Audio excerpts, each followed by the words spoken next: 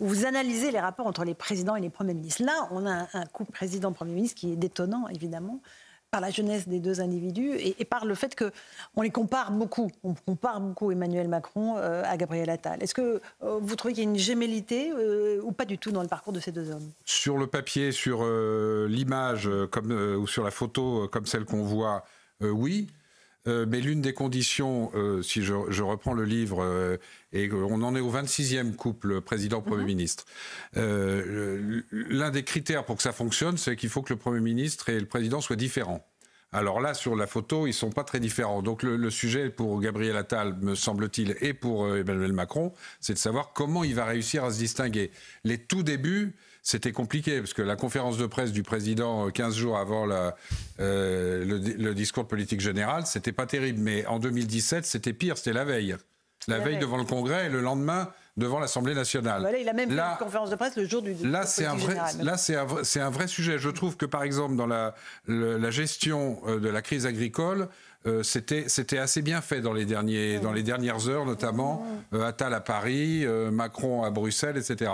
Mais le sujet, c'est vraiment, il faut que les grands premiers ministres qu'il y a eu et les couples présidentiels, président-premier ministre, qui ont le mieux fait, ils sont, j'explique dans le livre, cohabitation ou pas, ça c'est à peu près toujours assez mal terminé, sauf une ou deux exceptions. Chirac, Raffarin et Macron, Castex, par exemple. Mais sinon, ça se termine souvent mal. Mais ça, en revanche, la règle, c'est quand ça se passe bien, c'est que le Premier ministre a pris de l'autonomie. D'accord. De Gaulle-Pompidou, très vite, Pompidou a pris une forme d'envol. Et il avait une vraie autonomie parce qu'aussi De Gaulle ne voulait pas s'occuper de ce qu'il appelait l'intendance. Mais le couple idéal pour vous, de président-premier ministre dans cette 5e ? Oh bah c'est De Gaulle-Pompidou à tout point de vue. Voilà, mais il y en a d'autres qui ont... Alors ça dépend le critère de l'efficacité ou de la loyauté, etc. Mitterrand-Mauroy, d'une certaine manière, au début, ça jusqu'à la crise de l'école en 84, ça a à peu près bien fonctionné. Pendant 2 ans, ça a bien fonctionné. Il a mis... Alors on apprécie ou pas les 110 propositions du programme commun, mais il a appliqué la feuille de route de Mitterrand. Chirac-Juppé qui s'entendaient très bien, très loyaux, etc. Il y avait même de l'affection entre les deux. Ça a bien démarré, mais au bout de 6 mois, ça a été rapidement... Ce qui est intéressant, on va juste écouter Emmanuel Macron et Gabriel Attal. Ce sont les mêmes mots, évidemment, et c'est pour ça qu'on parle d'une forme de gémellité entre les deux, notamment sur la question du réarmement civique. Écoutez, d'abord Emmanuel Macron, puis Gabriel Attal. Après le réarmement économique, le réarmement de l'État et de nos services publics, il nous faudra ainsi engager notre réarmement civique. Le réarmement civique, c'est bien entendu le respect de la loi. Nos concitoyens attendent de nous que nous agissions encore et toujours contre les violences, contre les trafics, contre les cambriolages. Notre réarmement civique passe par une justice plus rapide et plus efficace. Ensemble, nous allons envoyer un message clair. L'impunité, c'est fini. Patrice Duhamel, c'est pas illogique que le Premier ministre reprenne les mots du président. Les mots sont les mêmes. Sans démarquer aussi. Mais le style oratoire des deux est très différent, je trouve. Oui. Ça a été frappant, le discours de politique générale. Attal, il parle très vite, il fait des phrases courtes.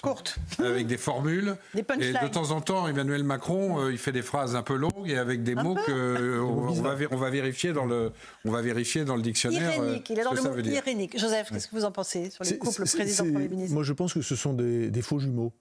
C'est des faux jumeaux parce qu'il y a une véritable différence, et une différence quand même qui est très importante, c'est que Gabriel Attal, il arrive avec un discours qui est un discours cohérent, voilà, qui lui appartient, donc qu'il s'approprie, alors que Emmanuel Macron a eu tellement de discours différents qu'il est difficile de s'approprier le même discours que celui de Gabriel Attal. On fait juste le rappel des titres, il est 18h30 de l'actualité avec Simon Guillain et on continue ce débat. Simon. Gabriel Attal est à Berlin, un déplacement du Premier ministre pour nourrir et renforcer les relations entre la France et l'Allemagne. Il s'agit de la première visite à l'étranger pour Gabriel Attal depuis sa nomination à la tête du gouvernement. Le Premier ministre s'est entretenu cet après-midi avec le chancelier allemand Olaf Scholz. Israël prouvera les liens de l'UNRWA avec le terrorisme. C'est ce qu'a affirmé cet après-midi le chef de la diplomatie israélienne. Selon l'État hébreu, 12 employés de cette agence à Gaza ont été impliqués dans les attaques terroristes du 7 octobre. Et puis Israël n'acceptera pas les exigences du Hamas pour une libération des otages. Affirmation cet après-midi de Benyamin Netanyahou. Le Premier ministre israélien ajoute que les termes d'un éventuel accord doivent être similaires à ceux de la trêve du mois de novembre, Laurence. Merci beaucoup. Louis Dragnel, vous aviez une question à poser à Patrice Duhamel. Oui, Patrice Duhamel, moi, la semaine dernière, pour la première fois, me semble-t-il, depuis 2017, j'ai vu un président de la République qui réellement présidait. Il était en Suède. Il ne s'est absolument pas mêlé d'une crise nationale qui était la crise de l'agriculture. Et on a vu Gabriel Attal vraiment tenir les manettes, ou au moins faire semblant, mais je crois réellement qu'il les tenait. Okay. Qu'est-ce que ça dit peut-être d'une nouvelle configuration politique qu'on n'a pas encore vue avec Emmanuel Macron et son Premier ministre? Alors je suis d'accord avec vous, parce que quand je disais les derniers jours de la crise agricole, le voyage en Suède en faisait partie. Ça tombait bien en plus, hein, de ce point de vue-là. Mais est-ce que c'est la nature d'Emmanuel Macron de laisser une large autonomie à son Premier ministre ? J'en suis pas tout à fait sûr. Et on a fait un parallèle quand Gabriel Attal a été nommé, qui était Mitterrand-Fabius. Et moi, j'ai encore vu Fabius, et je lui en ai parlé il y a pas très longtemps, une quinzaine de jours, et il me racontait que quand il a été nommé, il est allé voir Mitterrand, il lui a dit... alors, il se connaissait mieux et depuis plus longtemps que Attal et Macron. Mais il avait obtenu l'autonomie, il avait obtenu que François Mitterrand se taise quasiment pendant 6 mois, ce qui est quand même... alors Mitterrand parlait beaucoup moins qu'Emmanuel Macron, mais quand même il s'exprimait assez souvent. Et surtout, il avait obtenu que les ministres, pour asseoir son autorité sur son gouvernement, il avait 37 ans, à ce moment-là il était très jeune, il avait obtenu que les ministres n'aient plus le droit d'aller directement à l'Élysée pour obtenir des arbitrages. Donc, ils avaient bien organisé ça. L'expérience prouve, j'en parle dans le livre aussi, qu'en réalité, les présidents et les premiers ministres, sauf pour les cohabitations, parce que là, ils sont obligés de cadrer tout, point 1, 2, 3, 4, etc., qui fait quoi, mais sinon, ils ne parlent quasiment pas avant d'être nommés. De Gaulle et Pompidou se connaissaient très bien, mais ils ne se sont pas dit comment on répartit les rôles. Giscard et Chirac n'en ont jamais parlé avant que Chirac doit nommer. Et ce qui fait que ça crée des malentendus. Qui fait quoi, jusqu'où on met le curseur. Dans les entreprises, c'est assez simple. Même dans les très grandes entreprises, il y a des lignes budgétaires. Un numéro 2, il a la signature tout seul jusqu'à 5, 10, selon la taille des entreprises, 10 millions d'euros.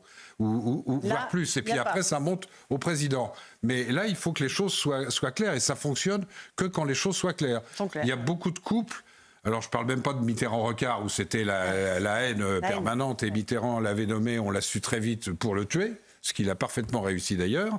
Mais il y a d'autres couples où ce malentendu, au début, Macron-Édouard Philippe, assez vite, vous parliez de présider et gouverner, il a fait un livre là-dessus, Édouard Philippe. Et là, ils se sont rendus compte assez vite qu'ils étaient en désaccord là-dessus. Et là, il ne nomme pas Gabriel Attal pour le tuer, Emmanuel Macron. Non, je pense que même il le met en orbite. Pour 2027. Je suis à peu près sûr qu'il préférait avoir Attal comme successeur que Édouard Philippe. Ça, il pourrait être jaloux de Gabriel Attal.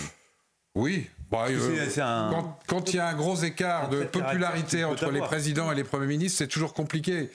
C'est pas forcément de la jalousie, mais parce que les médias commandent beaucoup, que les milieux politiques, que les collaborateurs, parce qu'on parle toujours de président et premier ministre, mais je parle aussi dans ce livre des entourages, parce que les entourages, en réalité, même si le président et le premier ministre s'entendent très bien, les entourages se disputent immédiatement. Ça, c'est voilà. Je suis pas sûr que, je suis pas sûr que Emmanuel Macron veuille absolument provoquer le lancement de Gabriel Attal. Je pense pas. Je pense qu'il a la choisi. Psyché du président le regarde. Il n'a pas choisi pour le tuer. Un petit mot. Non, il n'a pas choisi pour le tuer. Je ne suis pas sûr parce que le meilleur successeur pour Emmanuel Macron, ça reste Emmanuel Macron. Oui, mais ça va le le problème se pose pas. Rachel, maintenant, les garçons. se pose après. Rachel garde la parole.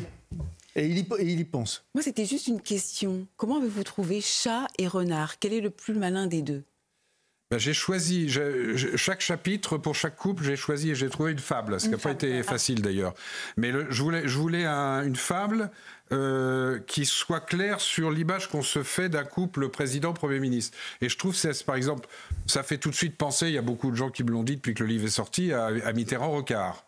Mais la réalité, et je le dis dans la préface, c'est que quand on regarde bien comment ils fonctionnaient, quelles étaient leurs personnalités, les présidents, en tout cas, étaient tous à la fois chat et renard, c'est-à-dire souple comme un chat et rusé comme un renard, et rusé pour ne pas dire pire. Pour autre chose, pour Emmanuel Macron. Et flatteur. Elisabeth Borne, c'est la cour du lion, tout est dit. Lion avec un L majuscule. Allez, une petite pause, on se retrouve dans un instant sur Europe 1 et sur CNews.